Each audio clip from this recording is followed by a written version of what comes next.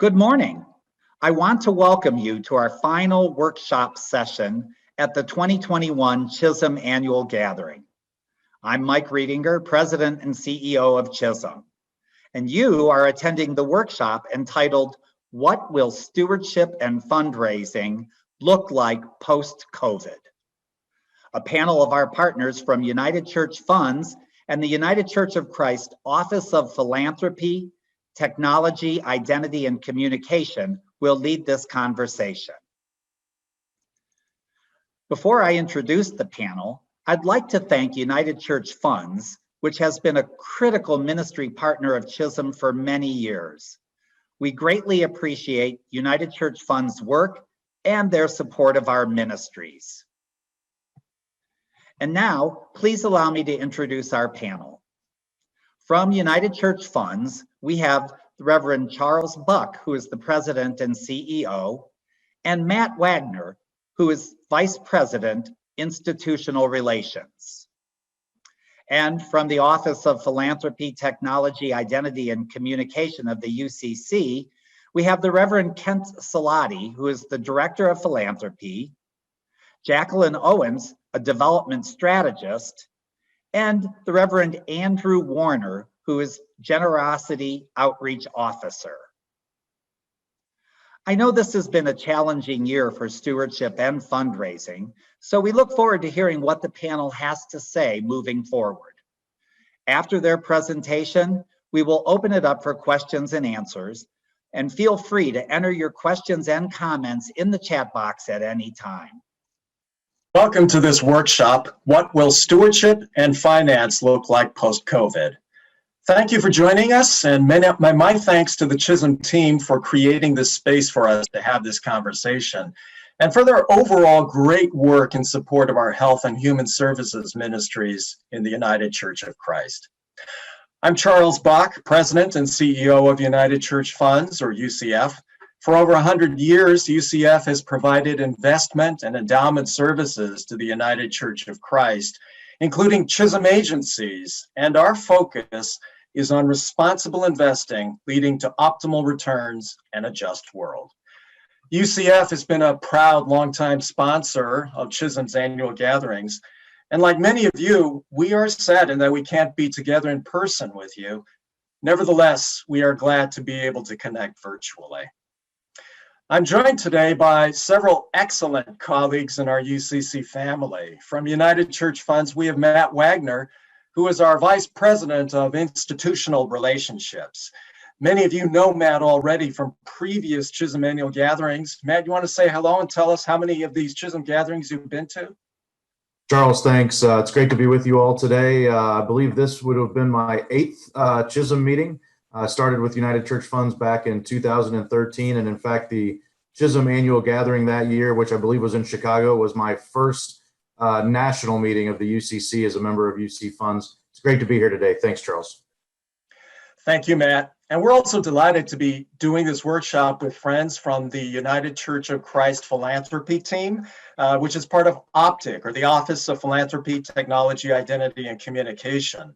Heading the philanthropy team is the Reverend Kent Salati, who many of us have known from his years as a conference minister in Florida and Connecticut, and just prior to this, as the Bridge Conference Minister of the Southern New England Conference. Kent, really glad to have you with us. I'll let you bring greetings and introduce your colleagues. Thanks so much, Charles. It is great to be with you and to be part of Chisholm's meeting. And I'd like to introduce my colleagues who will be sharing with you today. Jacqueline Owen is our development strategist. Jacqueline, you want to say hello? Hello, it's a pleasure to be here today. And my colleague, Andrew Warner, who is our Generosity Outreach Officer. Andrew? Honored to be with you today. Thanks for being with us. And finally, I want to be sure to mention a couple folks that you won't see on screen, but nonetheless are prominent because without them, this workshop would not be happening. From UCF's marketing and communications team, we have Debbie Wibowo and Adam Sank. They are our back of house engineers, and I wanted to say thank you, Debbie and Adam, for all that you do. So on the next slide, just to start us off, I want to make this obvious observation. Lots of adjectives were used for this last year: unexpected, unanticipated, unprecedented, unbelievable, whatever, so on and so forth. And it ain't over yet. And so with the start of the new year, we're seeing even more weird things happening, but there are some hopeful signs, and above all, the widening availability of the coronavirus vaccines. Well, as we evolve into this new normal, many organizations, and particularly their managements and boards, are considering issues of finance and stewardship. So in this pre-recorded portion of the workshop, we're going to briefly set things up, sort of set the stage for the live conversation that we'll have together on March 4 during the Chisholm Annual Gathering. We're not going to try to provide any prescriptive or exhaustive answers here. Instead, we want to pose the questions: how is your organization strategically responding to stay in front of your donors, partners, and stakeholders? What organizational shifts are still required in 2021 and going forward to prudently steward existing assets? What new steps and channels are you using to expand your brand and reach to new donors? So with this intro, I'm going to turn it over to Matt Wagner to start us off with an overview of where we've been. Matt? Charles, thanks, and look forward to being able to share some information with you all. Let's first take a look at where we've been in 2020.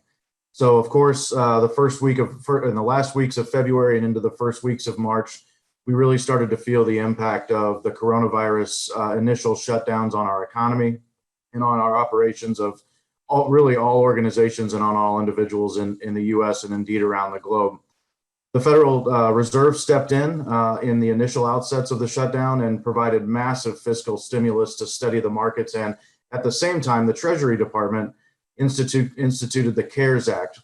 In a rare case of 2020 bipartisanship in Congress, we saw a $1.8 trillion bill, as we know, the CARES Act, and that really served to provide assistance to small businesses, not-for-profits, families, assisted in job preservation for industry, provided assistance for state, local, and tribal governments, all the way down to things like rental assistance for families, to make sure that during this really unprecedented time, families, businesses, and organizations like the one that you serve in had an opportunity to get settled, sort of get on our feet, and look to the next steps. Of course, those next steps included many strategic pivots, the biggest of which probably impacted many of us was the work from home pivot. But organizationally and financially, businesses of all sizes and not-for-profits and churches and nearly everyone were impacted by these various pivots. And it's important as leaders in these organizations to understand how those pivots impact us going forward and learning from that, as we'll speak about in a moment.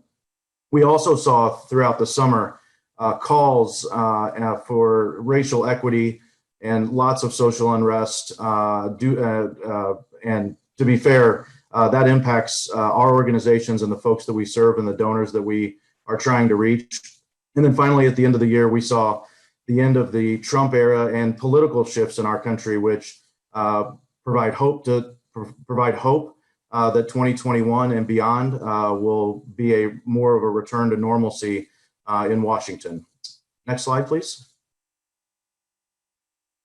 So let's think about 2021 and beyond and how those few bullets that we just described impact our organizations on a go-forward basis. Because of all the volatility that we saw in the investment markets in 2020, we would recommend taking a look at your asset allocation policy or asset allocation strategy versus your investment policy. We want to make sure that your investments stayed in line with your policy and that they continue to meet your goals and objectives on a go-forward basis as we enter this quote-unquote new normal post-pandemic. We want to look at how the social unrest that we mentioned and the calls for racial equity have impacted your organization and donors. We are finding more and more that donors who are interested in leaving lasting legacy gifts to organizations are very much interested in how your investment policy and your asset allocation strategies as it relates to responsible investing are being responsive to these new calls. And so we want to make sure that your organization is up to speed on all of those current issues. We want to make sure that as you budget for a new normal, that budget reflects sort of what we refer to as a post-pandemic reality. Are you budgeting for digital and online content to reach new donors and to reach new audiences? Certainly a question that you need to ask on a go-forward basis. And then finally, as it relates to governing your endowment, we need to really take a strong look at distribution rates from endowments and how those new budgeting needs impact those distribution rates. And also look at your gift acceptance policies to make sure that the way that you're accepting gifts are in line with current tax laws and the ways that donors are hoping to be able to leave those legacy gifts to your organization. So with that, I'm going to turn it over to Kent Salati for the next few slides. Kent? Thanks, Matt. None of us have been here before, and we find ourselves in this moment of considering what the future holds.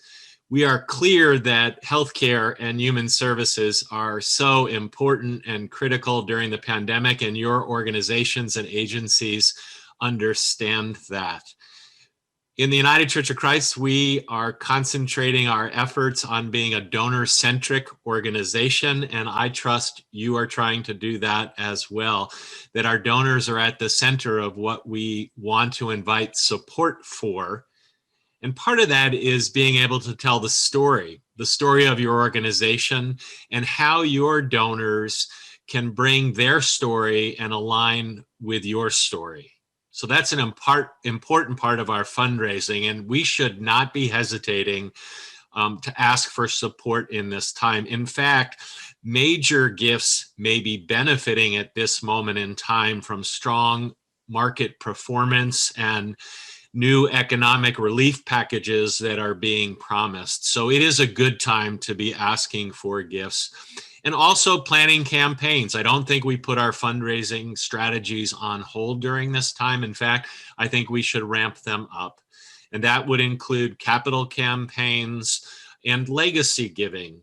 If anything that COVID has done during this pandemic, it has reminded us of our own mortality as human beings. And people are thinking about what legacy they might want to offer. So this is a really important time for you and your organization to be inviting donors to bring legacy bequests and gifts to the table. So there are a couple of contrasts that I think are helpful for organizations to think about. There's just two of them here that I'd like to at least give voice to. Often with events and event management and bringing people physically together, which we're not able to do during the pandemic, we ask the question, who can fill these seats? How can we as an organization get people to buy the tickets to come to our events? I think we should contrast that with, instead of asking that question, we can ask the question, how is it that our organization, which has a clarity about what it exists for, how can we help donors see themselves as part of that? And how can we concentrate on what donors are passionate about and help them through our organization fulfill their passion? You probably have sat through, we go back to that slide for 1 second. You probably have been able to ask the question and been asked the question many times to say, well, what's your organization's why? You probably have the best 45-second elevator speech that's ever been written. But instead of just being able to articulate your organization's why, I think we need to be open and interested in what our donors' why is and what their passions are and align ourselves to that. And let's go now to the next slide. Thank you. So I was at a meeting of professionals where Amy Poehler was the keynote speaker, and she said something which caught me by surprise, but also I've said many, many times since I've heard that giving is self-care. And what we're learning about fundraising in this time is that it needs to be grounded in spiritual practices. That in fact, people who give find themselves to be better situated, happier, and more fulfilled. And so the question I would ask is, how do you as a Chisholm agency experience generosity as a spiritual activity in your practice? I think Amy's right. And with that, I'll turn it over to my colleague, Jacqueline. Thanks, Kent. So now we're going to turn to the CARD survey. CARD is UCC's Center for Analytics, Research and Development and Data. Their mission is to gather and provide data and research for ministry transformation. So they're looking at themes, trends, and strategies that will ensure that our local churches not only thrive, but stay ahead of the curve. And they gathered data using various tools. And today I'll talk about a survey that they conducted last year. And these are just preliminary findings. So the focus of the survey was to measure the impact of COVID on our churches. The survey was sent to UCC pastors. There were a 42% response rate. And let's keep in mind that these responses were collected over last summer. And so that was about 4 to 5 months ago. And we can safely say that some of these findings have already shifted. So why is this information important to Chisholm agencies? We know that many of Chisholm agencies were founded by UCC congregations. Local churches are the essence of the UCC, so that relationship will always be intertwined. We can go to the next slide. So some of the findings, 95% of the churches surveyed reported that they stopped in-person worship due to COVID. So that means that they had to scrabble to figure out what it meant to meet virtually. Facebook Live, Zoom, YouTube, streaming. These terms were new for a lot of our congregations. 57% of the churches had not resumed in-person worship at the time of the survey. And what I find very interesting is that prior to COVID, 9% of churches were providing online worship. During COVID, that number increased to 86%. So that is a phenomenal increase. 90% of these churches reported higher attendance rate for online worship. And again, most encouraging is that 78% of these churches will continue to use technology that was adapted during COVID. And this is something we can celebrate. We know that medical care has made tremendous strides with technology. We've got telehealth, virtual visits. So now we see that churches are catching up with that technological trend as well. And lastly, let's look at how giving has changed since COVID. We see that 42% of our churches noted a decline in giving, and that's a modest decline, but still a decline nonetheless. 20% of our churches noted an increase in giving. And 39% of the churches, their giving remained the same. And it's also important to note that 62% of our churches are now using online giving. So congregations that may have been slow to adopt technological changes now have this hurried response. And we know that this hurried response is necessary for continued church vitality. I'll pass it over to Andrew. Thank you, Jacqueline. So I want to talk about another set of reports and data that we have available to us, and that is the Giving USA report. This report is a long-standing study of philanthropy in the United States, and it really does two things. First, it provides a breadth of information that allows us to see the wide landscape of generosity in our country, and also, because it's been running for 60 years, provides depth, giving us a longitudinal view of trends. I appreciate this dimensional analysis of our sector. The next report will be available in June of 2021, and it will provide a crucial context for understanding what happened in 2020 and insights to how we can position ourselves moving forward. You can look to your local association of fundraising professionals for an educational event around the report's release in June. 2019 represented another strong year for giving to nonprofits, with the overall amount raised returning to the heights that we saw in 2017 after a dip in 2018. The amount raised is equal to about 2% of our GDP, a signal of the importance of our sector to the overall economy. For comparison, American farms contribute $136 billion to the economy. I live in a part of the world, a part of the country dominated by farm country, but giving and the importance of philanthropy, we can say that all America is generosity country. Our sector, though, operates slightly out of sync with the general business cycle. For example, during the Great Recession, we saw an overall 7 to 8% drop in giving, but nonprofit employment remained steady and grew over the same period, even as other sectors shed jobs. So we'll want to see what happens in terms of both giving and employment in our sector during 2020 and 2021. Much of what happens to giving can be traced back to the market. We often think of the fourth quarter as key to meeting our annual giving targets, but the fourth quarter market often is predictive of the coming year of generosity. Thus, 2017 was a strong year for giving, but the market stumbled badly in December of 2017, and that now appears as a leading indicator of the declining giving in 2018. So our strong market in 2020 in December is going to speak well to what may happen in terms of generosity in 2021.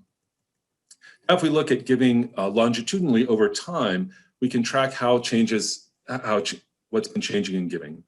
One of the most significant trends relates to the persistent decline in religion as a category of the study. Giving USA considers religious giving to be gifts to congregations, denominations, and religious broadcasters.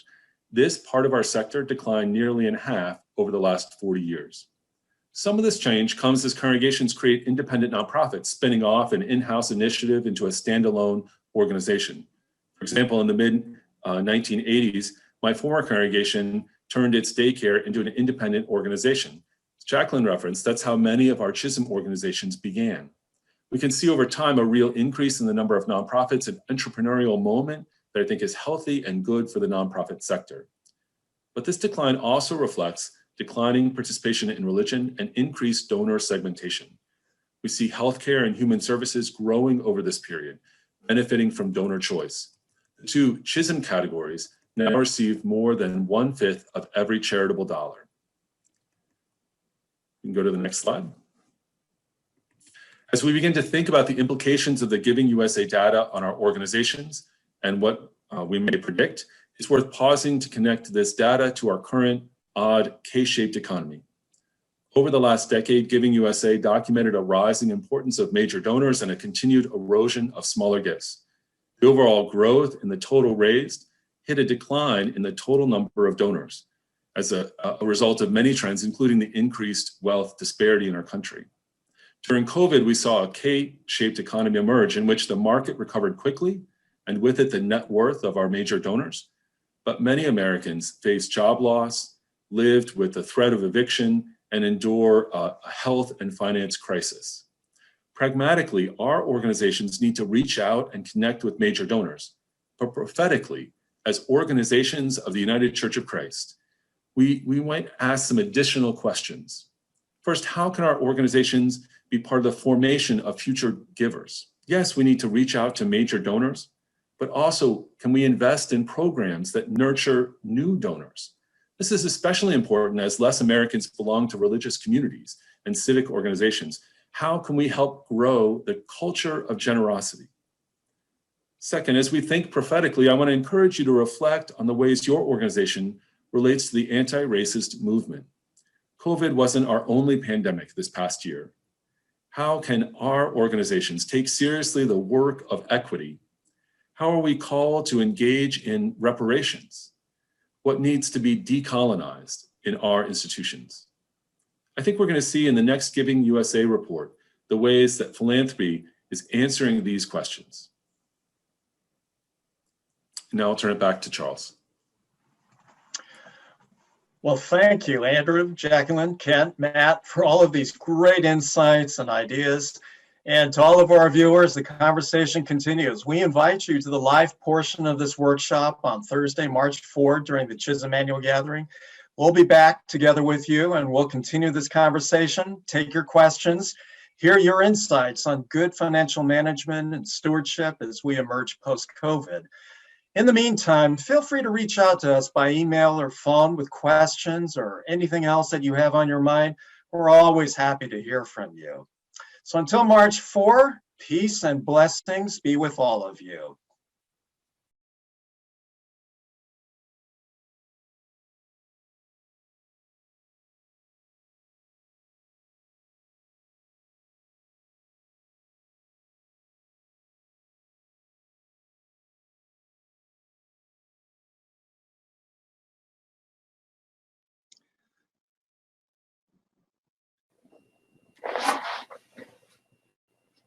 Thank you, panelists, for an outstanding presentation filled with a lot of data, a lot of facts, and some very interesting information that I think will be very useful as we emerge from this pandemic. So once again, I'd encourage folks in the audience to place questions in the chat box and any comments that you might have. And I actually have a couple questions that were presented to me individually, and so I'll just throw these out at you. And I think the first one is for you, Charles. So get ready, we're gonna put you on the spot. Sure. Just kind of wondering if you could briefly describe the range of United Church Fund services that our Chisholm members can access and utilize relatively easily. So we'll start there. Yeah. Okay. Great. And I'm sure I'm going to leave something out. Matt's gonna jump right in and tell me what those are too. As Matt alluded to, you know, we certainly are there to help all the Chisholm ministries as well as all the churches and settings of the United Church of Christ and the management of their endowments and investments. And we have a number of Chisholm agencies where we're just really privileged to help you be partners with you in that.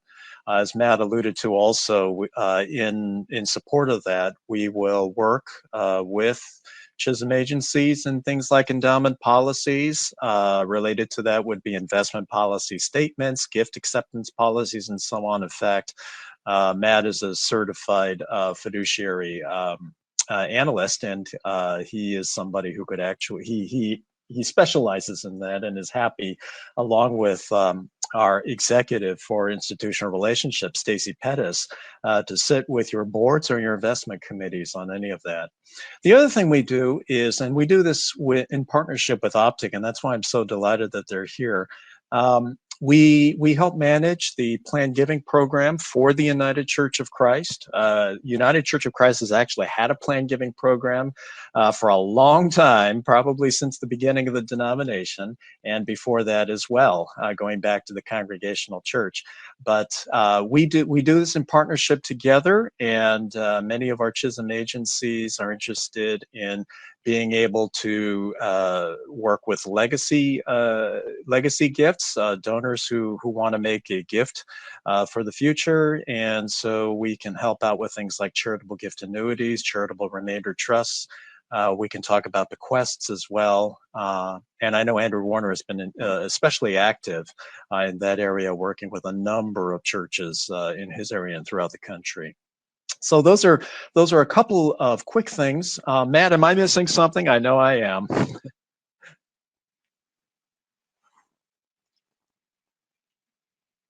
Well, okay. Sorry, I was on mute. Probably not the first person to do that, so apologize.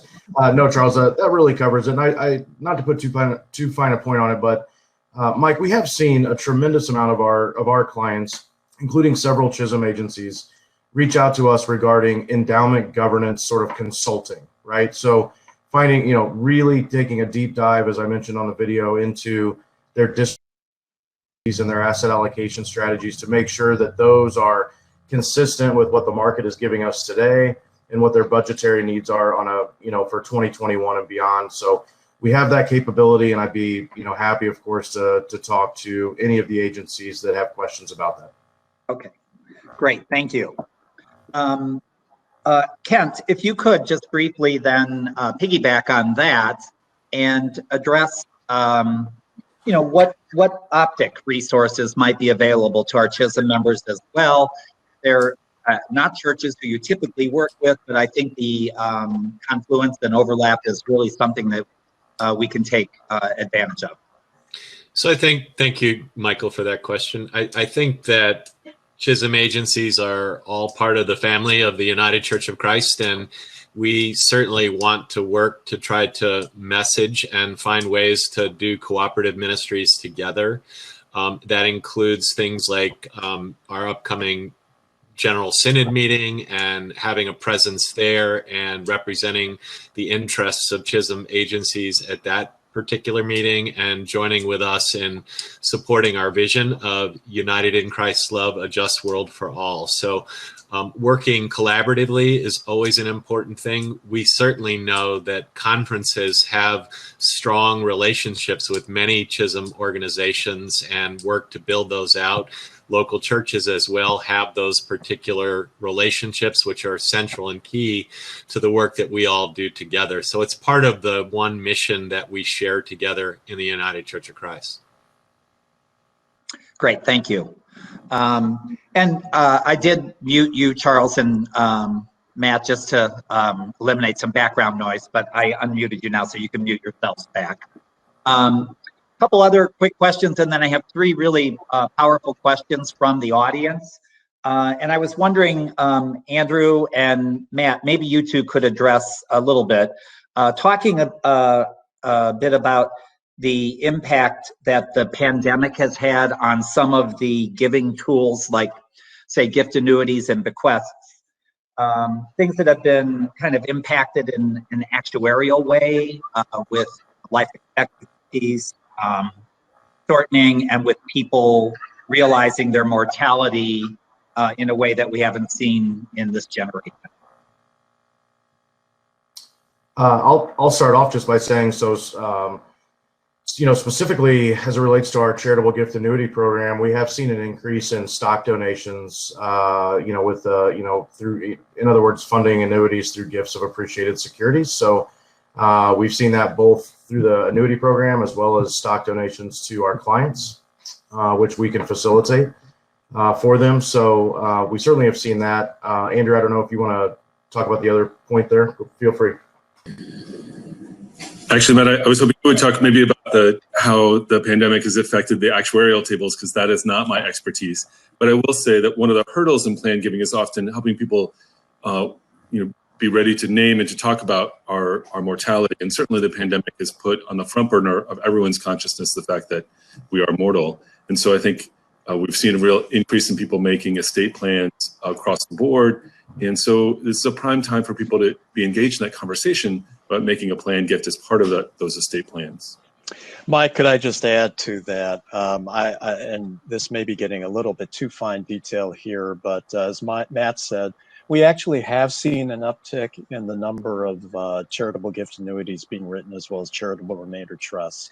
Interesting. I think people are thinking, maybe they have time to be thinking about these things, but I think there's something deeper going on as well.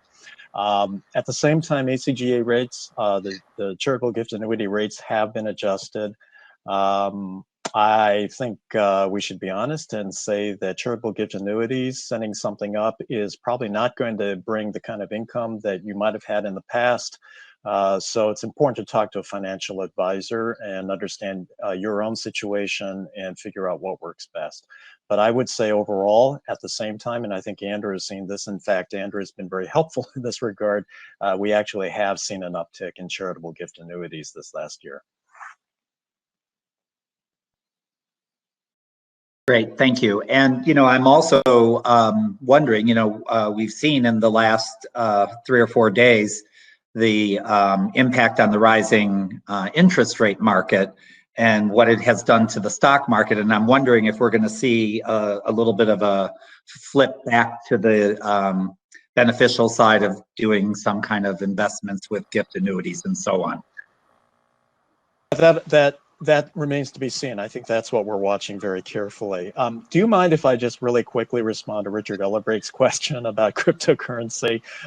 Because we've gone back and forth on this one, and it has been a little bit difficulty. And then we've seen this huge interest in Bitcoin and so on. So I'll tell you, it is not off the table. We're actually thinking about this. And as you know, BNY Mellon has made it possible now. They're actually setting up a capability for accepting cryptocurrency. So we're going to be in conversation with them about that. So Richard, I just want to let you know that that's there in the back of our minds. We're kind of thinking about that, and we'll have conversation on that. Certainly was one of the questions I was going to ask the patient anyway, so that's great. I have a question in here from the Reverend David Moyer asking if you could relate some, and I think this may be a Jackie and Andrew question more, and on people's experiences with virtual fundraising events as opposed to the in-person events that we had historically done. And if you see a little more of that happening, and are they effective? So I can address that we do have our Tuesday and Thursday webinars. This is where we get a chance to profile leaders throughout the country and interview with them and have discussion. And we have seen up to 1,000 people registering for these events. So we can see that having this online presence is very effective for the UCC. We're being exposed to a whole new audience. I would just add, many of the stories that I'm familiar with come from the example of local churches. So on this question of translating an in-person event to online one, I think of a local church in Pennsylvania that annually had a roast beef dinner. For David in Wisconsin, that would have been the brat dinner, but in Pennsylvania it was a roast beef dinner. They moved it to a virtual event, which they encouraged people to buy tickets. They found a couple of things. One, at first they thought that they didn't raise as much money, but actually because they didn't have all of the costs of putting on the dinner, they ended up raising more money for mission by going to a virtual event. And they didn't burn out their volunteers because it's a hugely volunteer intensive experience. And I think even without the pandemic, this church may, at least occasionally, continue to hold a virtual beef dinner. It was actually a fun event. They had a number of ways to make that fun. I particularly remember the take they did on those old commercials I grew up with Where's the Beef? And they had a lot of Where's the Beef kind of take off in their virtual promotion of it. So they made it still a fun event and raised more money for their mission. Wonderful. Thank you for sharing those answers.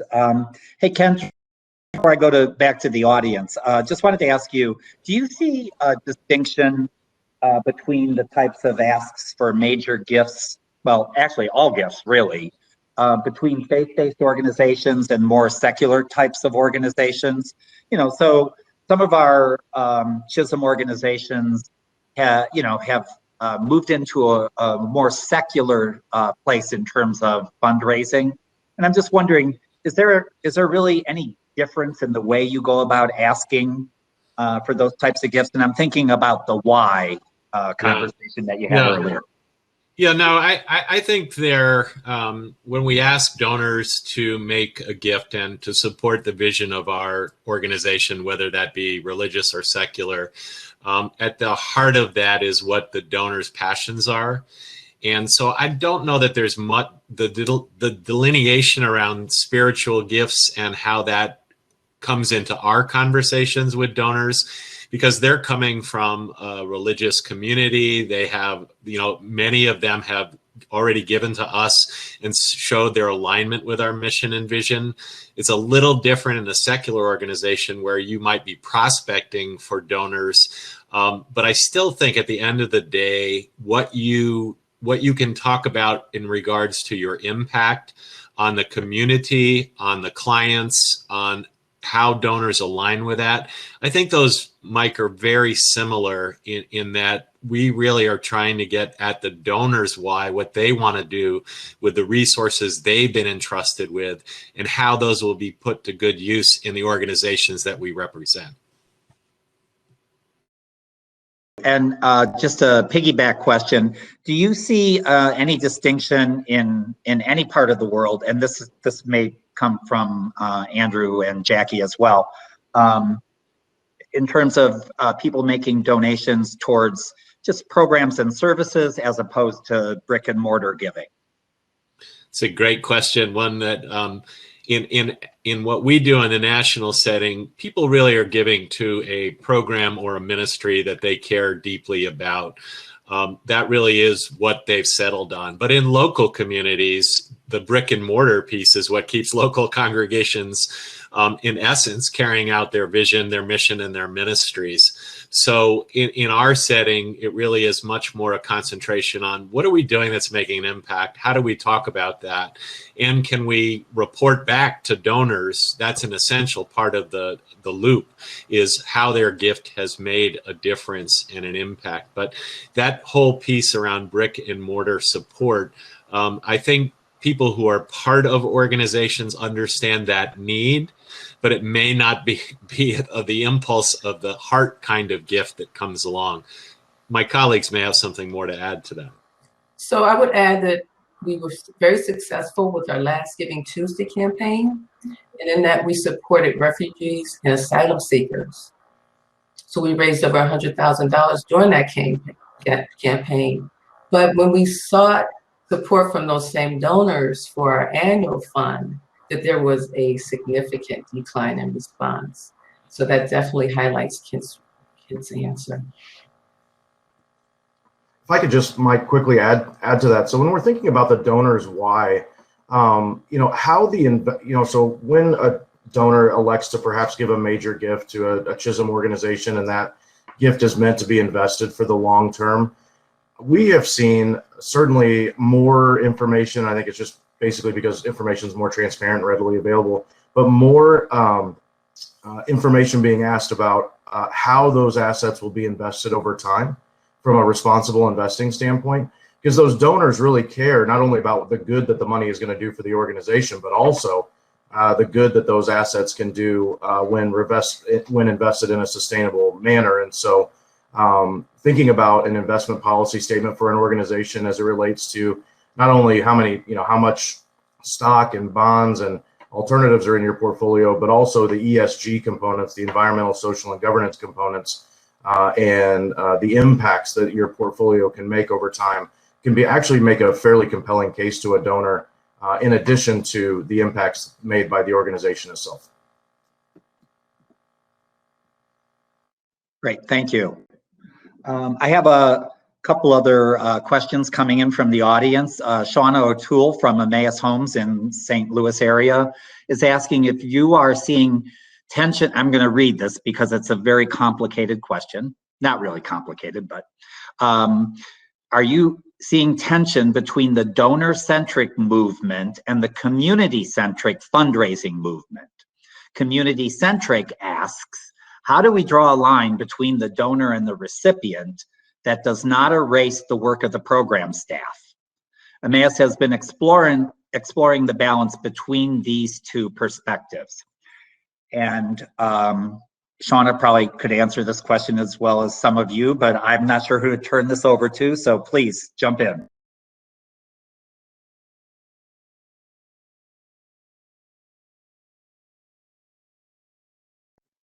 Well, I'll make a stab at it. And this is a great question, and I want to think about ways to consider it more. I'll say that before we think about a move from donor-centric to being community-centric and what that evolution might mean, I think it's good to be honest about where we are in the United Church of Christ, or at least where I see us being. When General Synod adopted the new Ecology of Giving resolution, it was really because of a sense that we needed to move as a first step towards donor-centric and an evaluation of how we were doing fundraising and philanthropy across our system, and that we were really doing what might be called more institutional-centric fundraising, where we were concerned about the primary passions of the institution. And we realized we need to be more in touch with our donors and what their passions were. I think as we continue to live into what it means to be donor-centered, it's really helpful to hear that critique that comes from a community-centric model, and to think about that may be the next evolution that we want to make in how we're conceiving of our work of moving into a community-centric model. I really appreciate the insights that Vu Lee makes in articulating what that might be, and I know in our team we've spent some time talking about some of his insights and how that might touch on our work. Anyone else want to add to that, or are we good to go? Shauna, if you want to make a comment in the comment box or chat box to let us know if that was helpful or not, or if you have anything that you'd like to share further, we'd be happy to see that. I'd like to, if I could, Mike, just say a word? I don't think that there is an either or proposition around that question. I think it's a both and, because actually individual donors are not looking to make an impact for themselves.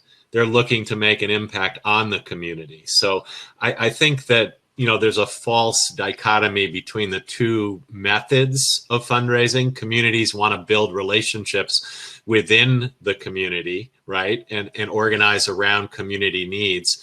I think individual donors are part of various communities, and so they want to support. That's really what we're talking about. I think the question is a fine line one, and I don't think it's an either or. I would argue it's a both and question. It's a great question.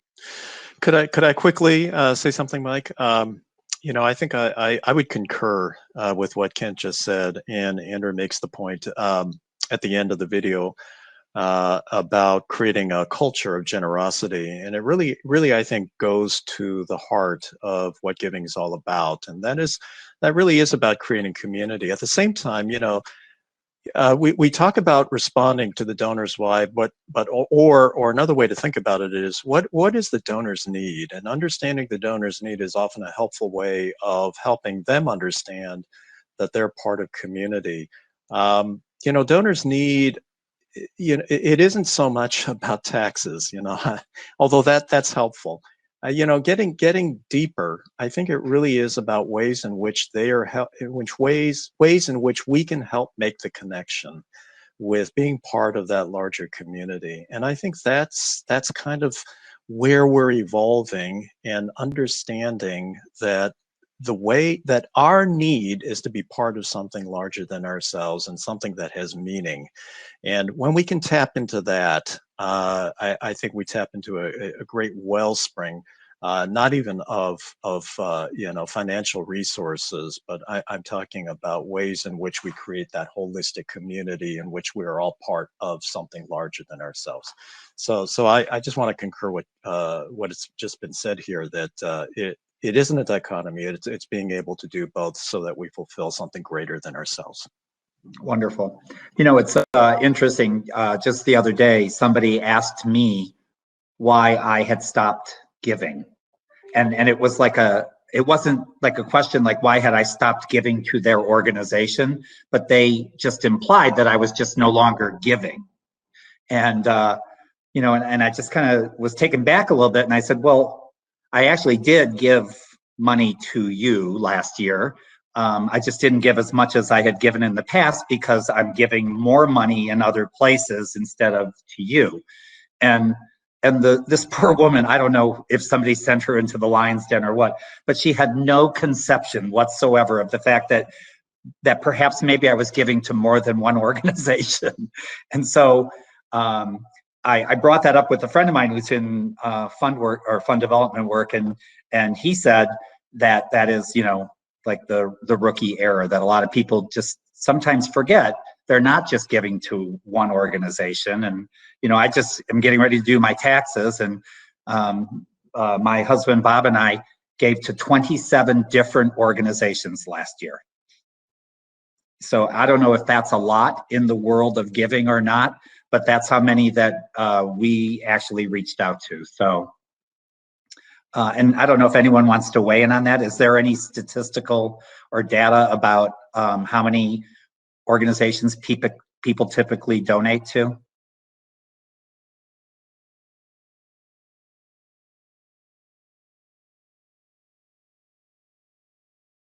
I am sure there's a study about that, but I'm not familiar with it. I don't know if anyone else is. It's a great observation, though, about the expectation that our donors support more than one thing. And part of that is just on discovery and conversation with donors, finding out what they're passionate about. And I think asking them, are there other things that you support, is a legitimate question to ask a donor, to find out what their passions are and to support giving to multiple organizations. All right, so we have about 10 minutes left until the time that the session was scheduled to end. And I have a question that came in from a member of the Optic team here. So we'll do that, and then we'll close with some announcements. And I have a provocative statement and question I would like to add at the end. So Charles and Kent, get ready. Jessica Shine writes, how can we influence our churches, cities, conferences, and other settings to think about the next 20 plus years? Native teachers go even farther by calling out 7 generations of awareness in planning and impact and so on.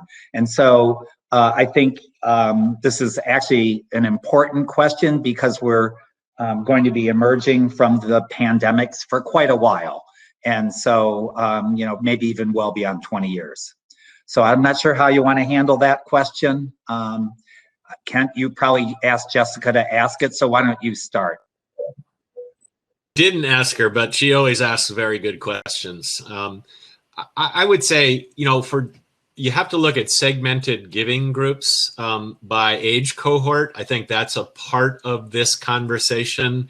And how much time do we spend with those who are thinking about transferring their generational wealth around what they want their legacy to be, right? So our older generation, our oldest generation is already thinking about those things. I think lots of folks that find UCF are in a particular generational cohort.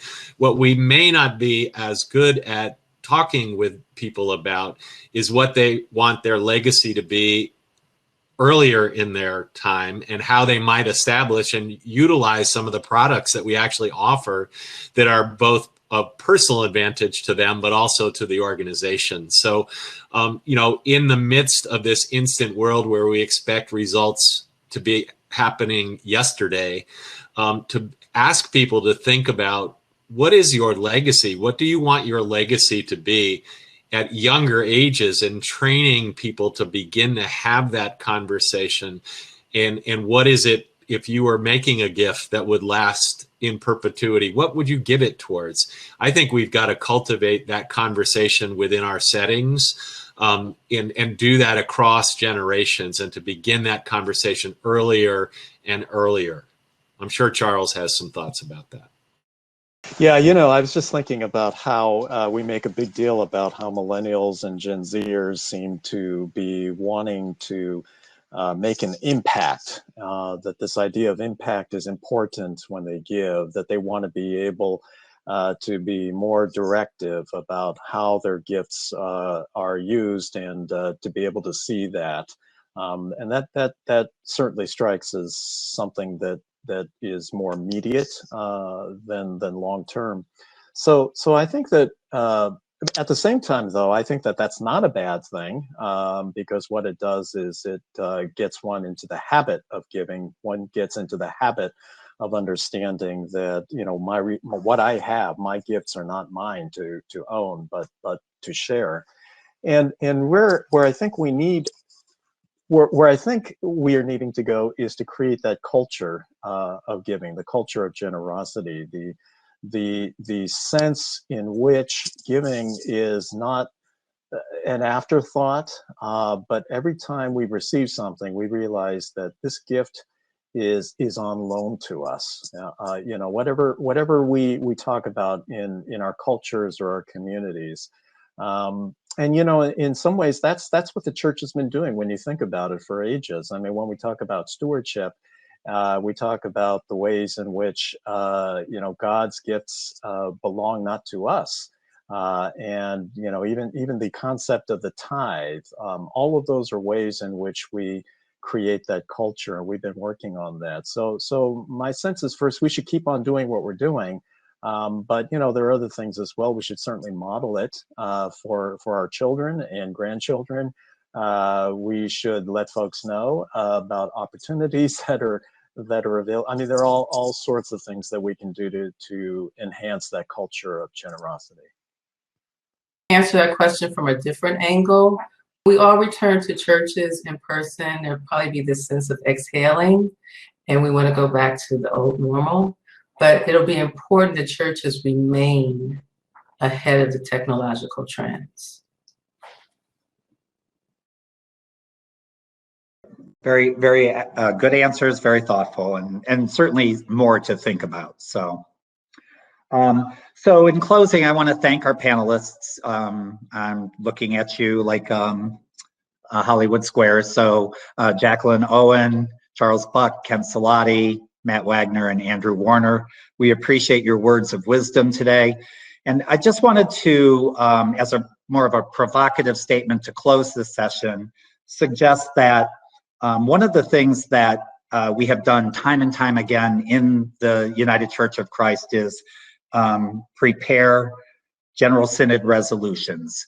And in the last several iterations of our General Synod, Chisholm has been involved in writing General Synod resolutions like we had not in the past, specifically about affordable housing, gun violence, the opioid crisis, and this year about racism, and its impact on the health disparities in our country.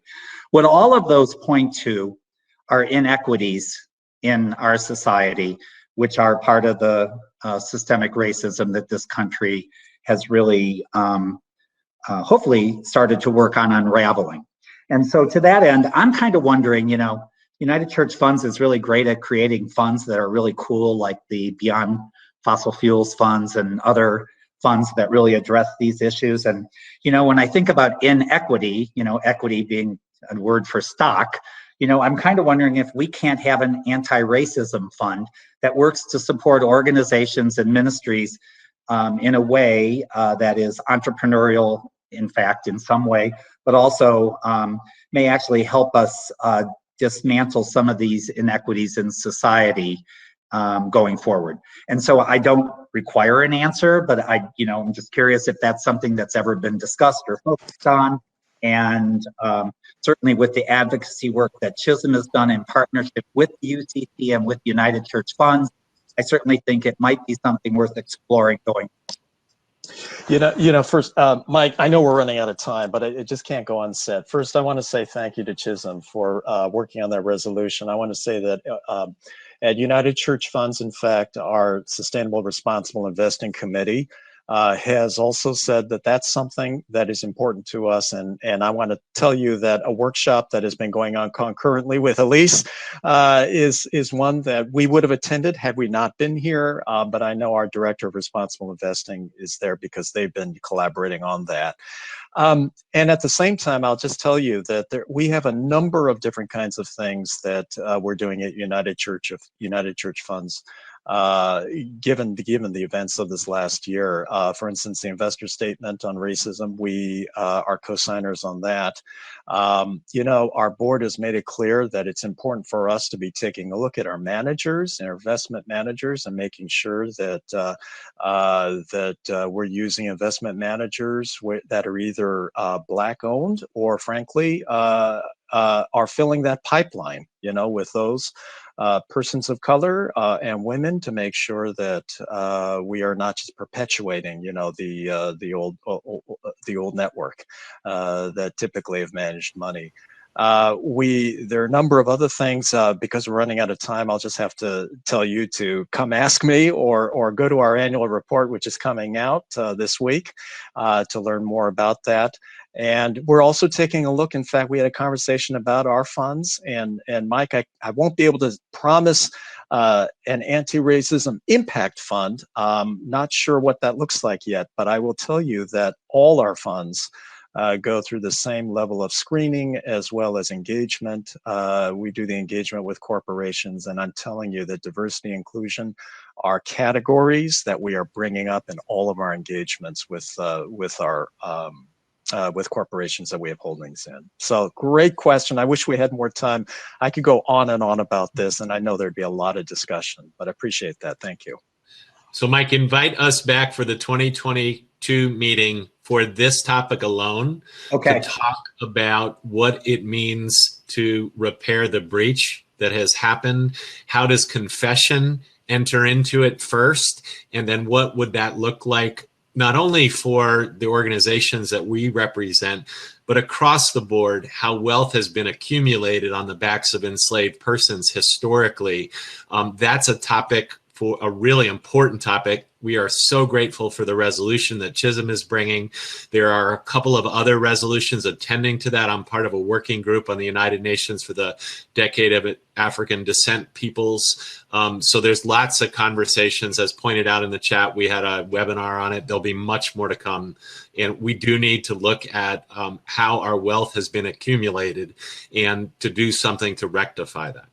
Good. Thank you. Thank you for that. And certainly we will send your newsletters, and that kind of information that you send to Chisholm goes out on our Facebook page and Diakony. We share it widely. So please send your annual reports and we will happily share it out there. So it is 12:30, so let's close. I'm gonna just make a couple announcements and ask Charles to pray us out. So I want to thank you all again. We really appreciate United Church Funds sponsoring this session. We do have an hour break now for lunch. So if you have a chance, go to the expo hall. There are some really powerful videos behind those icons in the expo hall. Take a few minutes to look at them. And if you get a chance, if you look over to the left on your screen, you see the networking icon, go there. You can have a private conversation for 3 minutes and extend it for an additional 3 minutes and 3 minutes more after that if you'd like. I've had some great conversations in the networking session, and it is an amazing little space. At 1:30 Eastern time, we'll come back and go to the sessions tab for our closing plenary with the Reverend Dr. Deetra Weiss-Baker, who's a director of contextual education at Eden Theological Seminary. Her talk is amazing. And following that, we'll have reflection time and our closing worship with the Reverend Dr. Yvonne Delk preaching. So deep breath, everyone. It's been an exciting and full couple days. And Charles, if you'd pray us out, we'll end the session and take a break. Oh, I'd be pleased to, and thank you so much. Let's pray together, everybody. We thank you, oh God, for the gift and the privilege of being together in this space, even across the internet, for the work and the ministry of all the Chisholm agencies, for every person who is gathered, both in this workshop and the others. And we ask you, O Creator, to instill within us your divine and creative spark in all that we do. And may we go forth in these afternoon sessions, both emboldened and inspired by the conversations that have taken place. Bless our lunch or our conversations or networking. Bless the sessions and the closing worship to come. But most of all, bless us in all that we do. And may we do these, O God, for your sake and for the glory of the call that is ours through Christ Jesus. Amen.